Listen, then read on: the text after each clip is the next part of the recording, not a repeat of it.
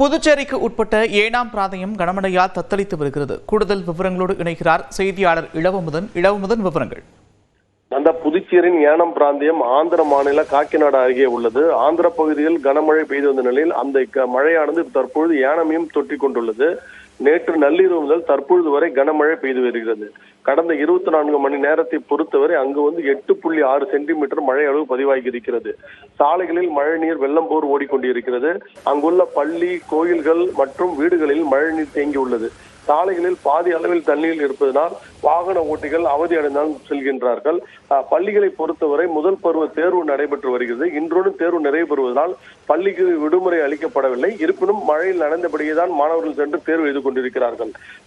அந்த ஏனாம் பகுதியில் உள்ள நகரம் மற்றும் கிராம பகுதிகள் அனைத்திலும் சாலைகளில் மழைநீர் தேங்கி வாய்க்கால்கள் நிரம்பி வீதி வழியாக செல்லக்கூடிய நிலைதான் ஏற்பட்டுள்ளது.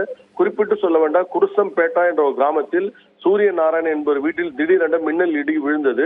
வீட்டு மாடியில் இருந்த சுவர் விடிந்துள்ளது. அதே போல தடுப்பு கட்டைகளும் இழிந்துள்ளது. வீட்டில் இருந்த 5 பேர் அதிர்ஷ்டவசமாக உயிர் தப்பி இருக்கிறார்கள். இந்த மின்னல் விழுந்ததை தொடர்ந்து குருசம்பேட்டா பகுதி மக்கள் மிக அச்சத்தில் இருக்கிறார்கள். தகவல் இருந்து மண்டல நிர்வாக அதிகாரிகள், பாதுகாப்பு அதிகாரிகள் மற்றும் அனைவரும் அங்கு சம்பவ இடத்துக்கு சென்றிருக்கிறார்கள். ஆனால் ஏனத்தில் தொடர்ந்து மழை பெய்து வருவதால் மக்களின் பாதிப்பு இன்னும் கூடுதலாக இருக்கும் என்று தெரிய வருகிறது. நன்றி இளவமுதன் விவரங்களுக்கு.